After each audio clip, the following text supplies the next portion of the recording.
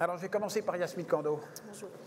Racontez-moi, à quoi sert l'évaluation des soins et des soignants par les patients?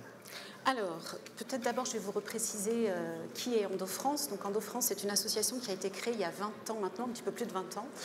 Il y a 2700 adhérents à jour de cotisation et 120 bénévoles qui animent l'association et qui réalisent chaque année environ 400 événements sur toute la France et qui traitent 50 000 mails de patientes, de demandes d'explication de la maladie et de demandes d'orientation vers les professionnels de santé.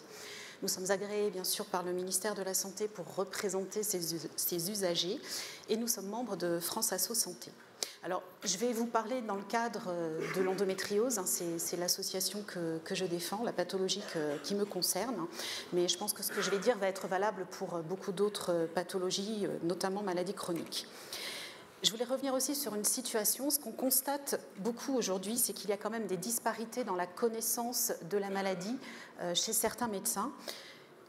L'endométriose, c'est une maladie qui souffre de 7 à 10 ans d'errance médicale. Il faut 7 à 10 ans pour poser un diagnostic. De ce fait, les patientes vont aller chercher une information par elles-mêmes. Elles vont aller chercher des informations sur la maladie, chercher des informations sur les soignants, sur les soins, et elles vont la trouver où, cette information? Sur Internet. Et ce qui fait qu'elles vont arriver à leur consultation avec des informations qui seront bonnes ou mauvaises en fonction de la source qu'elles vont avoir trouvée. Et forcément, ça va avoir un impact sur le colloque singulier. Donc, et toujours sur la base des informations qu'elles auront recueillies, les patients vont choisir d'accepter ou non les soins et elles vont aussi choisir leur soignant. Et elles vont se baser pour ça sur des évaluations qu'elles vont trouver aussi sur Internet. Donc ça va être du Google tout simplement, ça va être des plateformes comme Note ton doc, ça va être des groupes de discussion sur les forums ou sur les réseaux sociaux où il n'y a certes aucun avis subjectif, mais comme c'est une personne qui est atteinte de la même pathologie qu'elle, elles vont donner beaucoup plus de valeur à ce message-là. Et ça va créer encore un dysfonctionnement dans la relation patient-médecin parce qu'en fait, dans l'endométriose en tout cas, chaque cas est unique. Il y a autant de formes de la maladie que de femmes qui en est atteinte. Et ça me fait penser et rebondir sur ce que vous disiez ce matin en introduction, le consumérisme médical, je dirais même le tourisme médical. On prend, on jette, on n'y va pas, on ne prévient pas. Aujourd'hui, ce qui est indéniable, c'est que dans l'évaluation, les patientes, elles ne vont pas seulement évaluer la compétence technique du médecin qu'elles vont voir, elles vont évaluer son empathie. Aujourd'hui, l'empathie est perçue comme supérieure à la réponse médicale attendue. Et de ce fait, notre rôle d'association, nous, ça va être d'amener une information éclairée déjà sur l'endométriose en se basant sur les RPC, HAS, CNGOF auxquels nous avons participé, et puis d'orienter au mieux pour tenter de préserver la relation médecin. Et pour conclure, je dirais que ce qu'on a déjà entendu aussi ce matin, faire participer les patientes dans la co-construction, à la fois avec les institutions et les médecins, définir des mesures ensemble, ça restera un pilier pour préserver la relation thérapeutique et l'alliance thérapeutique. D'accord. On sait qu'il y a des mauvais médecins bons, qu'il y a des bons médecins peu empathiques, et l'idéal, c'est le bon médecin bon. C'est ça? C'est ça. Voilà. C'est et ça. c'est difficile à trouver. Et est-ce que les petites croix, là, les genres TripAdvisor ou Google, est-ce que ça suffit à qualifier la qualité d'une relation médecin-malade? Absolument pas, et c'est ce que je disais tout à l'heure, ça manque de subjectivité, tout ça. On va réagir, chaque avis sera relatif à une personne, à ce qu'elle a ressenti, et ça ne voudra pas dire... C'est pour ça qu'il faut amener beaucoup d'objectivité aussi. Quand on oriente les patientes vers les médecins, c'est de parler de la compétence. Vous êtes à tel endroit dans votre parcours, vous avez besoin de telles compétences, on vous oriente vers tel ou tel médecin, à vous de faire le choix. Mais évidemment, on va faire attention aussi, c'est-à-dire qu'on connaît aussi les médecins vers lesquels on oriente et on va essayer de faire en sorte que la relation match. C'est-à-dire qu'une ado, on va essayer de lui trouver quelqu'un de très sympa, qui prendra le temps, etc. Voilà. Alors, ce qui est intéressant, c'est quand on regarde ces classements, j'ai été un petit peu me balader, j'ai même demandé à Google et à TripAdvisor de venir, mais ils détestent raconter ce qu'ils font. C'est des secrets totaux. Oui, mais ce qui est frappant, c'est qu'on voit parfois des confrères qui ont des 5 croix ou des 0 ou des 1 et rien au milieu. Oui. Donc je déteste ou j'adore. Mais je crois que les commentaires sont masqués souvent ou supprimés. Ou... Ouais. D'accord. Ouais. Mais c'est effectivement ça, c'est presque tout ou rien. Et encore une fois, c'est la façon dont il m'a accueilli et le temps qu'il m'a accordé qui va être le plus important. Qui est jugé en premier, c'est ça, en première importance. Alors je vais demander à celui qui est évalué, au chirurgien, à Jérôme Villeminot, que penser quand on se retrouve de l'autre côté? L'évaluation, c'est la nôtre, bien évidemment, mais c'est aussi l'évaluation, une auto-évaluation du patient, de son soin. Moi, quand on soigne quelqu'un, on le soigne pour lui, je ne le soigne pas pour moi. Donc, le retour de son évaluation, c'est aussi son évaluation à lui. Je dirais que l'évaluation, elle est là pour nous aider à mieux soigner, plus que pour nous faire un classement type Google ou TripAdvisor.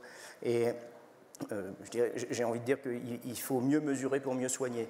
Et l'idée que le patient nous évalue, donc évalue son soin, par le biais d'une auto-évaluation, qui ne passe pas par le prisme du médecin, ce qui évite d'avoir un biais de mesure et d'interprétation, est quelque chose de fondamental. Et il faut se servir de cette évaluation, que ce soit de l'évaluation du soin ou des soignants, comme d'un outil d'amélioration continue des pratiques, plutôt que d'en faire un simple jugement.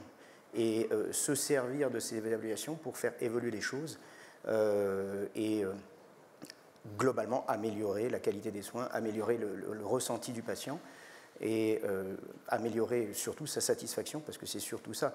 Alors, nous, praticiens, on est souvent satisfaits de ce qu'on fait, sans forcément aller chercher, savoir si le patient, lui, est satisfait.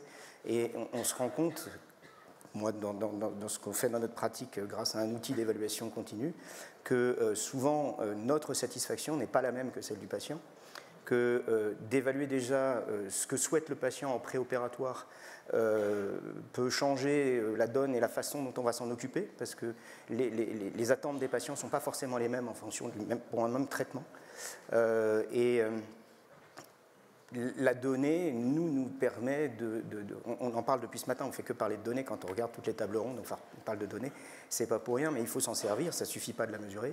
Et moi qui suis chirurgien orthopédiste et qui fais que du genou, par exemple, on s'est rendu compte, grâce aux données données par les patients, que la douleur dans les 48 premières heures conditionne considérablement le résultat fonctionnel à 28 jours. C'est-à-dire que quelqu'un qui a une douleur importante pendant les 48 premières heures ne marchera plus avec des cannes à 28 jours. A l'inverse, celui qui a une douleur importante pendant les 48 premières heures marchera avec des cannes à 28 jours.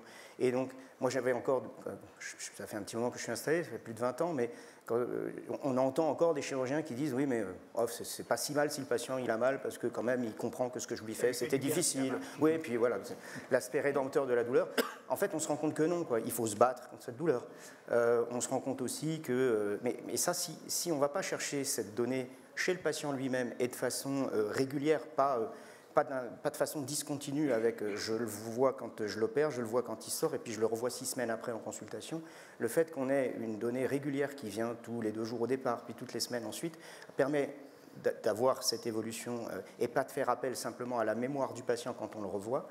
Et puis surtout ça crée du lien aussi et cette évaluation elle crée du lien avec le patient. Nous on passe par une plateforme digitale. Eh bien, comme le disait mon frère tout à l'heure, le digital ou la télémédecine, ça crée aussi du lien. Et moi, j'avais été relativement surpris quand j'ai commencé à utiliser ce type de plateforme et à regarder les données, que beaucoup de patients, alors qu'on a peur que le digital ou la télémédecine déshumanise, non, finalement, ce qui leur reste, c'est ce lien qu'on a créé avec eux, et ils ont l'impression qu'on les accompagne beaucoup plus parce que faut être honnête avec nous, quand un patient est hospitalisé, si en 3 jours il voit en cumuler 10 minutes le médecin ou le chirurgien, c'est déjà beaucoup, quoi. Donc il faut balayer un peu devant notre porte. Là, on a l'impression que c'est bon. Et aujourd'hui, cette donnée que nous on récupère, finalement, on arrive à fédérer aussi beaucoup de choses autour, à tel point que maintenant, nous en orthopédie, par exemple, le Conseil national professionnel de chirurgie orthopédique, le CNPCOT, s'est emparé de nos données et pour aujourd'hui aller plus loin et peut-être même créer des registres que nous n'avons pas en France.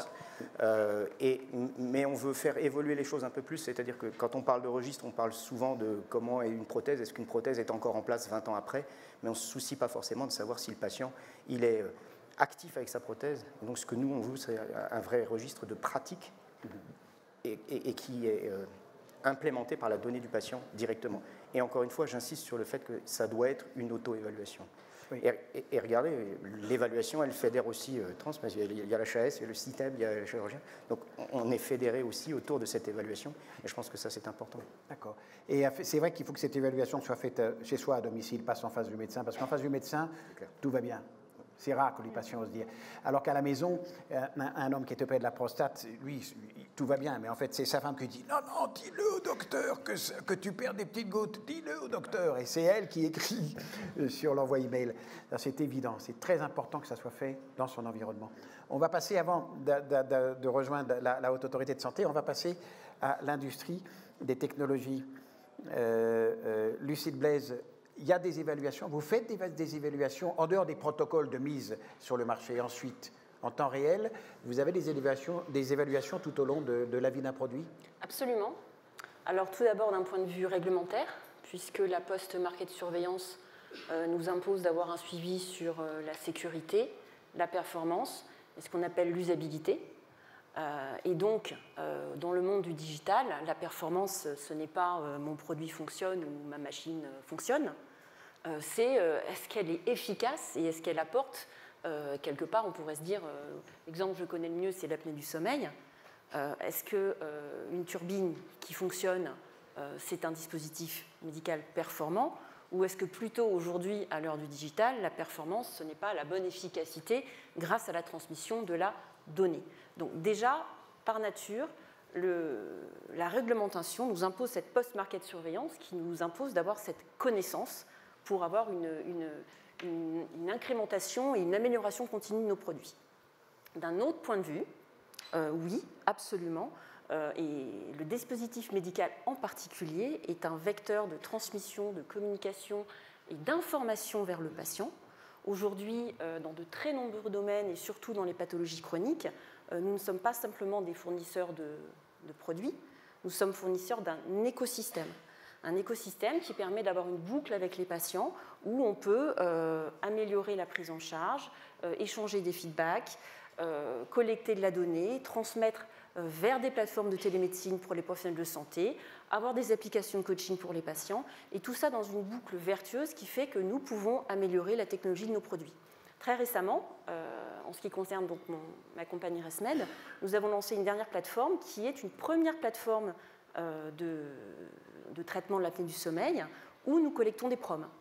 C'est-à-dire que très simplement, l'apnée du sommeil, c'est réduire les symptômes de la somnolence et c'est est-ce que je dors bien en fait? C'est des questions toutes simples.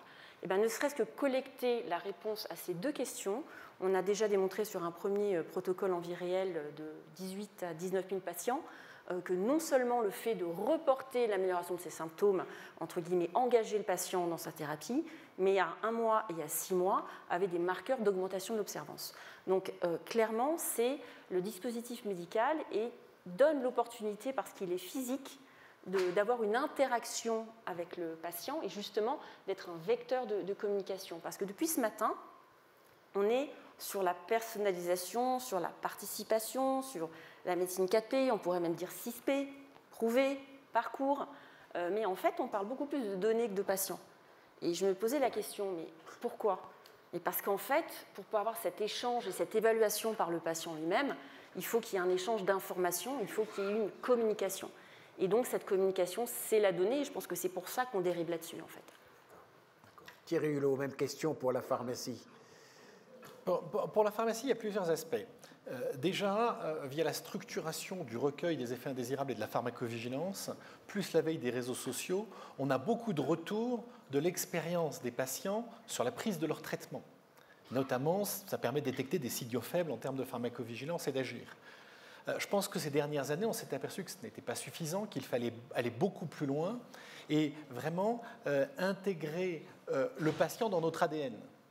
Quand je dis intégrer le patient dans notre ADN, c'est vraiment faire rentrer dans les entreprises de recherche, une compréhension de quelle est l'attente des patients. Pendant très longtemps, on a travaillé en se disant il y a telle cellule cancéreuse avec tel type de variant, de phénotype, ce que vous voulez, il faut la molécule thérapeutique qui cible cette cible-là. Alors, oui, potentiellement, ça aidera à la guérison, mais l'attente du patient cancéreux peut aller au-delà de ça, et je pense qu'on a un effort collectif à faire rentrer ça dans notre ADN. Alors, une fois que j'ai dit ça, concrètement, qu'est-ce qu'on fait? On passe à l'action. Et passer à l'action, ça passe par l'éducation, la formation de nos équipes, leur faire comprendre que le patient aujourd'hui et ses attentes, ça fait aussi partie de notre mission industrie pharmaceutique, ça doit être pris en compte. L'exemple type, c'est un développement clinique. Vous avez une nouvelle molécule, vous allez faire du développement clinique, on essaye d'avoir un protocole qui va répondre à des critères objectifs qui pourront être évalués par la commission de transparence, etc., etc.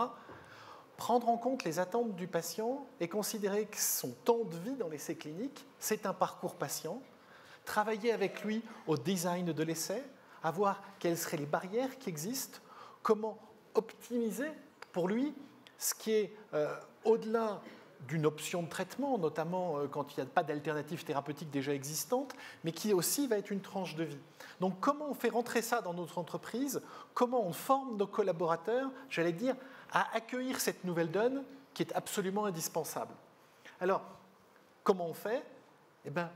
On a déjà établi au sein de l'industrie pharmaceutique, via l'EM, les entreprises du médicament, une charte d'interaction avec les patients et les associations de patients, pour faire ça dans des règles éthiques claires. Et puis, c'est aller à l'écoute des patients. Alors, aller à l'écoute des patients, c'est en les intégrant à des comités de réflexion. On l'a fait par exemple dans un comité maladies rares, où on a fait venir les patients autour de la table pour avoir leur retour. C'est aussi leur donner la parole. Souvent, les patients et même les associations de patients n'ont pas, je veux dire, l'expérience de communication médiatique pour gagner de la visibilité. Et là, il y a moyen de les aider, de créer des forums où ils vont s'exprimer et en les écoutant, on va apprendre. Alors, et puis, de là, en tenir compte. Alors, je vais donner deux exemples. Vous vous souvenez tous du grand plan cancer début des années 2000, si ma mémoire est bonne, où il était revenu des patients qui avaient quand même dans leur parcours un moment compliqué, c'était l'annonce du diagnostic. Et je crois qu'on a formé tous les oncologues de France, les radiothérapeutes, à l'annonce du diagnostic. Et ça a été un progrès phénoménal. Eh bien, en donnant la parole à des groupes de patients, on s'est aperçu qu'on n'avait pas formé les oncologues en pédiatrie. Ils étaient passés à travers les mailles du filet. Et là, via la fondation du LEM, on a monté une initiative en soutenant un groupe de travail, une association, pour remédier à ça. Et ça, c'est un exemple très concret, en écoutant les patients, comment on peut améliorer leur parcours de soins. Au-delà de ça, on parle beaucoup de la mesure. Et je crois que vous en avez très bien parlé en disant c'est intéressant en sortie d'opération de voir le niveau de douleur, parce que ça a un impact quelques semaines, quelques mois après.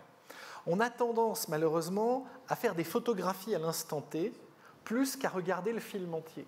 Et c'est là où on a énormément de travail à faire avec les associations de patients pour vraiment analyser le parcours de soins du patient dans son intégralité. Et malheureusement, nous tous autour de la table, vous êtes probablement, madame, l'exception, on n'a qu'une tranche. Et je crois que le gros challenge pour nous tous, ça va être de reconstituer le film et de se dire, dans ce parcours de soins du patient, du début jusqu'à la fin, où devons-nous intervenir? Je prendrai juste un dernier exemple.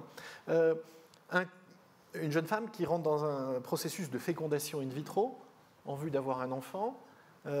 On a mesuré la satisfaction au stylo auto-injecteur. Comment était gérée la douleur après la retrieve d'oocytes. Mais est-ce qu'on a vraiment mesuré l'ensemble de son parcours du moment où le couple s'aperçoit, où la femme s'aperçoit, je vais avoir des difficultés à avoir des enfants, jusqu'au moment où, malheureusement, des années après, ou heureusement dans ce cas-là, elle va accueillir un enfant et comment toute la douleur accumulée avant est gérée. Et je pense que si on veut parler justement de cette évaluation des soins, du parcours de soins par les patients, il va falloir tous se mettre autour de la table pour l'analyser vraiment ce que j'appelle de A à Z. Et puis je voudrais terminer en disant que je pense que notre devoir est de former nos collaborateurs à ça. On a besoin de tous s'y mettre. On a besoin de montrer à chacun que c'est important. Et j'en discutais tout à l'heure avec Dominique Le Guludec en disant ce qui nous aiderait, et c'est un peu ma demande, c'est la commission de transparence prend l'avis des patients et en tient compte. Ce serait de le mettre encore plus en avant pour qu'on puisse vraiment communiquer en disant regardez, c'est vraiment important. c'est montrer. Ça nous aiderait à avancer, ça nous aiderait à former chacun et à faire évaluer la société. Alors, Dominique Le Villiers. Alors là, on a beaucoup parlé d'évaluation des produits avant, après dans leur vie, par les patients. Donc moi, je vais revenir un petit peu à l'évaluation du soin et des soignants. Alors pour dire des choses simples, en France, les soignants, il n'y a pas d'évaluation. Les médecins français ont pendant longtemps considéré qu'ils n'avaient pas besoin d'évaluation. La seule évaluation qu'il y a aujourd'hui, c'est l'accréditation des professions à risque, une évaluation par les pairs qui marche bien, mais qui concerne un tout petit peu de nombre. Je dis quand même qu'il y a un pas qui a été fait avec la certification périodique, qui est une auto-évaluation d'un médecin qui va se mettre en place. On est très très loin de l'évaluation par les patients, madame, excusez-moi, c'est de l'auto-évaluation par les médecins. Donc pour les médecins, voilà, le compte est réglé, je dirais. Pour les soins, il y a divers outils et les outils dépendent de ce que vous cherchez. Alors, en effet, il y a quelque chose d'extrêmement intéressant qui est les résultats vus par le patient, les PROMS, et qui peuvent servir à évaluer un produit ou à évaluer l'ensemble d'une prise en charge. Et ce sont des outils, la HAS a beaucoup développé des guides pour construire des prompts génériques ou des prompts spécifiques pour une pathologie donnée, mais ce sont des outils qu'il faut qu'une équipe s'approprie. Ça ne peut pas être un dispositif national. Il faut que les équipes se l'approprient, l'utilisent, et puis après l'analysent et en tiennent compte dans leur pratique. Et puis, il y a tout un volet qui est l'expérience patient. L'expérience patient et la satisfaction du patient, qui sont deux données un peu subjectives, mais qui se rejoignent, et sur lequel en France, on est assez en avance. On a un dispositif qui marche très bien, le seul problème, c'est qu'on s'en serve. Et souvent, en France, c'est comme ça. On a des très beaux outils, mais encore faut-il qu'on s'en serve. On a ISATIS. ISATIS, c'est quand même un questionnaire qui envoie à tous les patients hospitalisés en France en MCO, en chirurgie ambulatoire, en SSR, en HATIS, etc. Un questionnaire, et je peux vous dire qu'on a beaucoup de réponses. Quand les établissements doivent nous envoyer les mails des patients et on leur adresse le questionnaire, on a un taux de réponse qui est intéressant. Simplement, les établissements ne nous envoient pas beaucoup de mails. Et c'est très embêtant. Pourquoi ? Parce que du coup, on peut faire une statistique à l'échelon d'un établissement si on a suffisamment de réponses de l'établissement, mais on ne peut absolument pas aller jusqu'au niveau de l'équipe. Or, pour intégrer ça dans l'amélioration de la prise en charge, cet regard du patient, il faudrait aller, la granularité, il faut descendre au niveau de l'équipe, pour que l'équipe, elle regarde ses résultats, elle dise « Ah mince, il y a ça qui ne va pas, qu'est-ce qu'on peut faire, qu'est-ce qu'on peut mettre en place pour améliorer ça ?» Et donc ça on l'a. La technologie nous aide beaucoup, parce que vous voyez, mais là encore, il y a des barrières. Dans ces questionnaires, il y a des places pour des commentaires libres. Des commentaires libres, on ne savait pas les analyser. Grâce à l'intelligence artificielle, on s'est dit on va se moderniser, on va analyser les commentaires. Et on l'a fait. Et c'est d'une richesse incroyable. Sauf que y a des réticences parce que personne n'a envie. Vous savez, nous, ISATIS, tout est public. Vous cliquez dans notre site et vous savez exactement ce qu'ont dit les patients dans tel établissement, etc. Mais donc là, quand on dit on va mettre ça de façon transparente, accessible au public, on nous dit non. Donc, vous voyez, sur le plan opérationnel, il y a des choses, il y a des outils, il y a pas mal de choses qui se passent. Au niveau des équipes ou en ville, il faut que ce soit plus à l'initiative des professionnels. Il y a des dispositifs nationaux, il faut encore s'en servir davantage et donc il faut pousser un peu. Dans le service où vous exercez, on avait mis au point un questionnaire à partir de l'écoute de 5 patients qui avaient subi une prostatectomie radicale pour cancer 5 ans après. Et on les a pris une après-midi, ça a suffi. On les a réunis, racontez-nous toute votre histoire. Et on a appris des milliards de choses. Et on a pu construire un petit questionnaire de 10 questions, pas plus, qu'on envoyait par email 3 mois, 6 mois, 1 an, 2 ans, tous les ans. Et ça marchait à fond, à fond. Je me dis que ce n'est pas si difficile à faire. Non. Des questions simples. Oui ?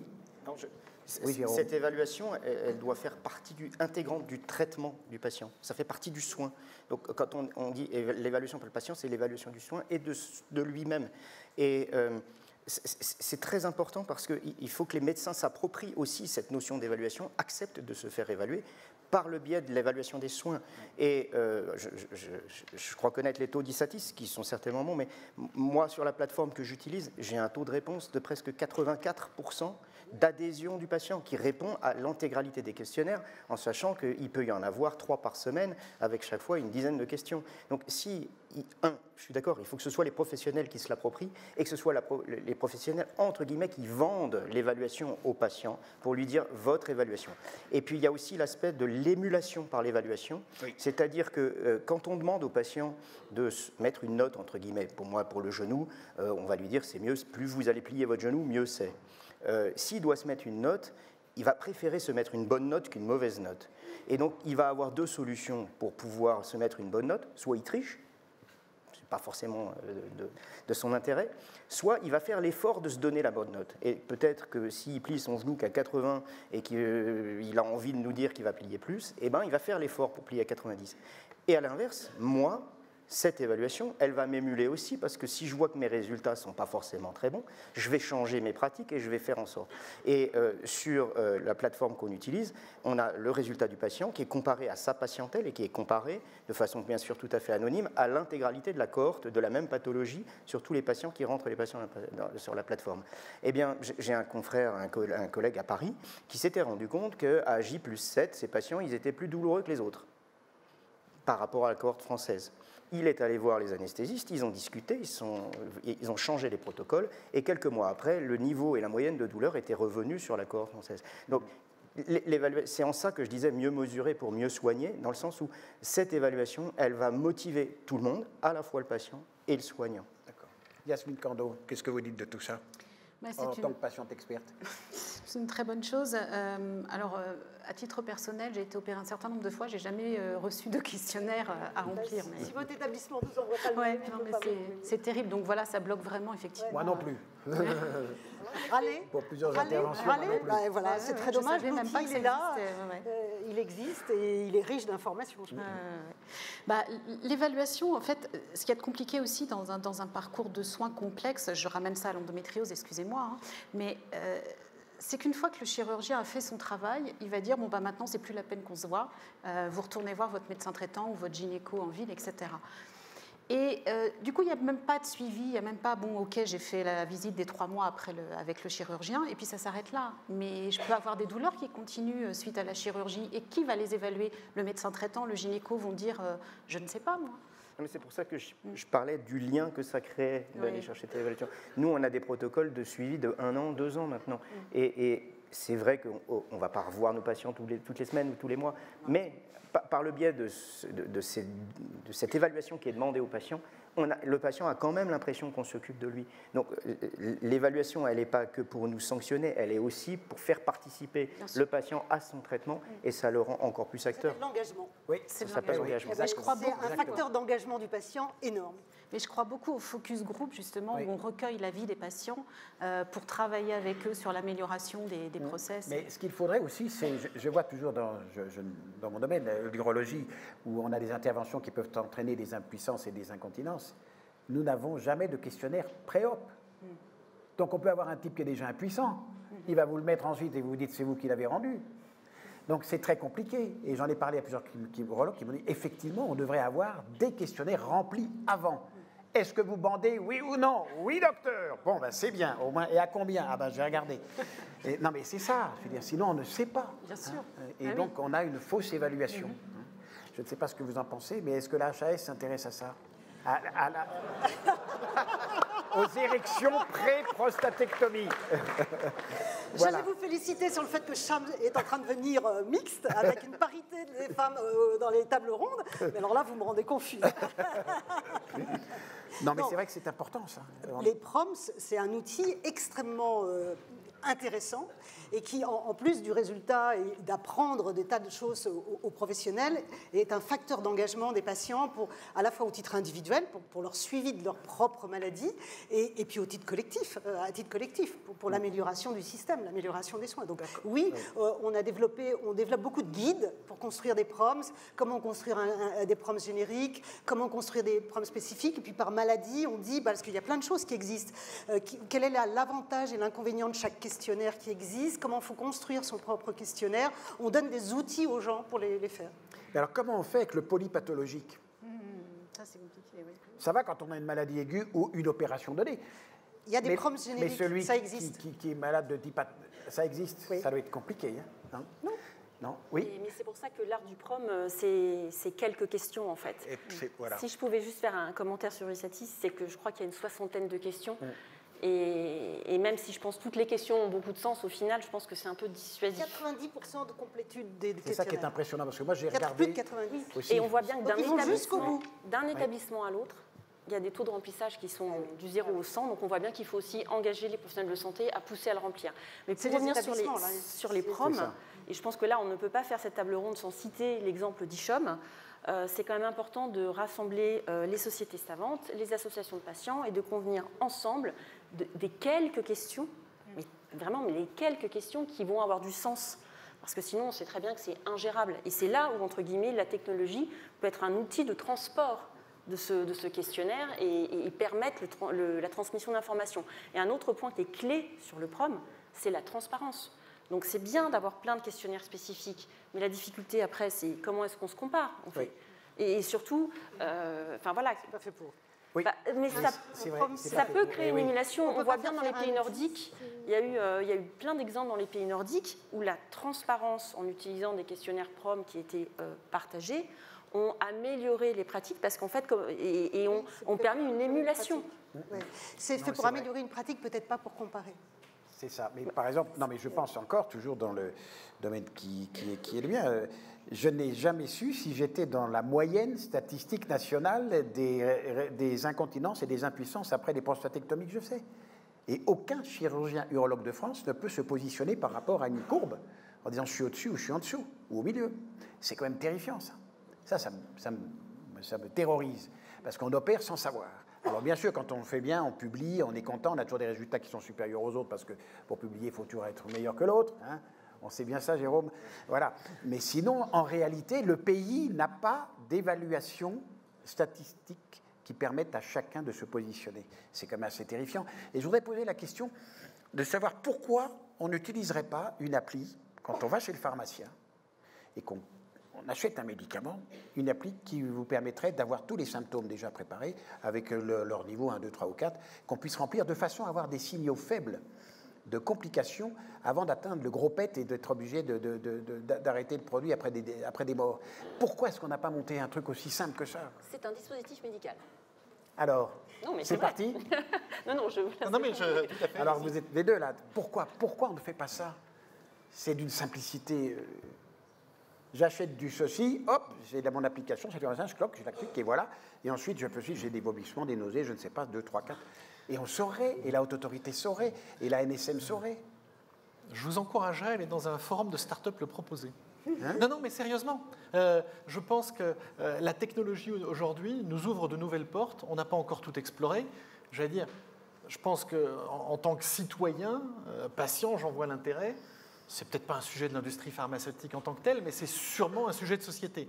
On voit aujourd'hui, quand on regarde un peu le monde de la biotech, il y a énormément d'applications, d'appareils connectés, de devices, de dispositifs médicaux pour accompagner le patient. J'ai en tête une start-up pas très loin d'ici, lyonnaise, qui a mis un petit robot qui ressemble à un M&M's pour accompagner le patient quand il fait ses auto-injections d'hormones de croissance. Et l'enfant joue avec le robot qui le guide étape par étape. Donc on pourrait avoir, en vérité ce que vous suggérez, ce robot pour adultes dans l'officine. Oui, bien sûr. Allez pitcher dans les startups, ça marchera. Bon, on va prendre les startups. Mais est-ce que la Haute Autorité de Santé et l'Agence nationale de sécurité des produits de santé seraient OK pour bosser là-dessus? Du moment qu'on nous remonte des données fiables, Ah oui. Elles sont fiables, c'est celles du patient. C'est les siennes, donc il pianote. Enfin, je ne sais pas ce qu'en pensait Yasmine Candé. C'est vrai que la pharmacovigilance, on encourage bien sûr toutes les patientes à parler des effets secondaires qu'elles ont, mais très peu le font finalement. Il n'y a pas cette culture encore chez les patientes d'aller dire, elles vont plutôt s'en plaindre, mais d'aller d'elles-mêmes faire la démarche de le noter dans une institution comme la NSM, peu le font en fait. Elles n'ont pas encore ce réflexe. D'accord. Ouais. Jérôme, oui. Non, Jérôme. Non, oui. Pour moi, c'est tellement une évidence que voilà, je l'ai fait à mon petit niveau. On l'a créé et ça nous permet tellement d'avancer et d'évoluer que. Mais après, il y a aussi la notion du partage de cette donnée, c'est-à-dire que si chacun la collecte dans son coin mais qu'on ne la partage pas, ça pose aussi ça pose aussi un souci. Et aujourd'hui, nombre d'hôpitaux ou de cabinets libéraux ont tous des systèmes qui sont à peu près différents et ne communiquent absolument pas entre eux. Et ça pose un problème parce que c'est très très compliqué quand on a un patient qui vient d'ailleurs, on n'arrive pas à récupérer le compte-rendu opératoire ou les courriers ou quoi que ce soit. Donc ça aussi, c'est un vrai problème du partage de la donnée entre nous et du partage de cette évaluation aussi. C'est pas, on parle de l'évaluation là. Je voudrais revenir sur la pertinence de l'appréciation par le patient. Parce que finalement, les professionnels, ils ont toujours un petit peu peur de la subjectivité du patient, etc. Il se trouve que, d'abord à l'HAS, je voudrais quand même parler de la certification des hôpitaux, parce que quand même, le rôle du patient, il est majeur maintenant dans cette certification, que ce soit dans les méthodes, avec du patient traceur partout, ou que ce soit dans le référentiel lui-même, les choses qui sont regardées. L'avis du patient, la décision médicale partagée, etc., sont fondamentales. Ce que je voudrais dire, c'est que quand par hasard, on a deux sources d'appréciation sur certains indicateurs. Par exemple, la coordination à la sortie avec le médecin traitant, la lettre de liaison. Et qu'on a un indicateur qu'il faut aller chercher dans les dossiers, qui prend du temps aux professionnels à remplir, etc. Et quand on a l'indicateur sur ISATIS, votre médecin a reçu la lettre de sortie. Eh bien, vous n'imaginez pas, c'est totalement superposé les résultats. C'est-à-dire que l'avis du patient concorde totalement à ce qu'on va chercher dans les dossiers. Donc ça va, on peut s'en servir, allons-y. D'accord, j'entends bien ça. Ce qui me frappe, c'est qu'il y a un indicateur que personne n'utilise, c'est le taux de fuite. Le nombre de patients qui ne vont pas se faire opérer dans l'hôpital du coin. Mais c'est terrifiant quand vous regardez en France. J'ai deux exemples de deux petits hôpitaux, dont l'un avait un chirurgien étranger qui a opéré 8 cancers du côlon dans l'année, un décès, 2 complications graves avec transfert en CHU et un deuxième mort, 40% de morbidité grave, rien n'est fait, il continue. Un autre hôpital où vous avez 3 chirurgiens, 550 actes opératoires dans l'année à 3. Il y en a un qui fait moins de 50 interventions par an, moins d'une par semaine. Continue. Donc je me dis, et là, j'ai regardé les taux de fuite, ils sont considérables. 90% des gens n'y allaient pas. Il n'y avait que les vieux, les pauvres, les non-informés. Mais au marché, ça parlait. Il ne faut surtout pas aller là. Et je me dis que ce taux de fuite devrait être un indicateur comme les autres. Il n'est pas utilisé? Non? Non. Bon, on va le faire. On va le mettre dans l'appli, dans notre appli, on va mettre ça en se disant. Mais nous, on le constate dans notre pathologie. Vous le constatez? Bien sûr. Allez-y, dites tout ça. Les patients traversent la France parfois pour aller se faire opérer, surtout quand elles ont une atteinte sévère, des atteintes sévères. Nous-mêmes, on les oriente vers des médecins dont on sait qu'ils ont effectivement un taux de chirurgie complexe par an qui est supérieur à X, voilà, et qu'il y a très peu de problèmes post-opératoires. Oui. Donc on les oriente effectivement. Et vous le dites, ça, vous avez ça, vous le dites à vos adhérents? On a la chance de participer à énormément de congrès médicaux réservés aux professionnels et de discuter avec les médecins où ils présentent justement le nombre d'interventions complexes qu'ils font chaque année, comment ils les font, etc. Donc on a cette notion-là. Ouais. Est-ce que vous pensez qu'il faudrait créer, ce qu'on ne fait pas assez en France, ce que pensait Paul Dubril, l'un des cofondateurs d'Accor, les hostels? Il y en a à l'Institut, je crois, il doit y en avoir un à l'IGR, un hôtel tout près de l'hôpital, comme en Suède, où les femmes vont accoucher, parfois à 200 km de là où elles sont. Le pays fait 1500 km de long, plus long que la France, dans la nuit noire de l'hiver sous la neige, et elles se déplacent 8 jours avant, où elles sont accueillies dans les hôtels. Et en France, non. Il faut le soin sur son paillasson. Et les élus sont encore à nous dire que voilà, on va gna gna gna gna gna gna gna. C'est vrai que... Mais non, mais on commence à en avoir marre de ça. Ne pas faire 100 km pour être bien opéré est un scandale. Ouais. Alors, j'ose espérer que les choses vont changer. Vous savez qu'on a eu une stratégie nationale de lutte contre l'endométriose qui a été annoncée en janvier par Emmanuel Macron.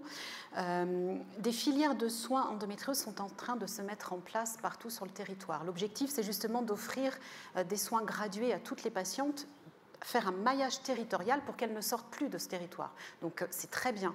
Mais on se heurte encore à un problème dans notre pathologie, c'est le manque de formation des médecins de premier recours.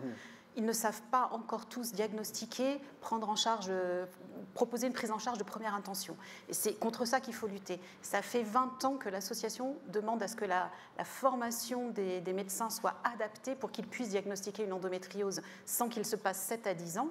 Et on a eu, le décret qui intègre l'endométriose dans les études médicales de second cycle est paru en septembre 2020. Premier cours donné en janvier 2021. Donc les filières de soins, c'est bien, mais je pense que ça n'empêchera pas la fuite encore avant quelques années.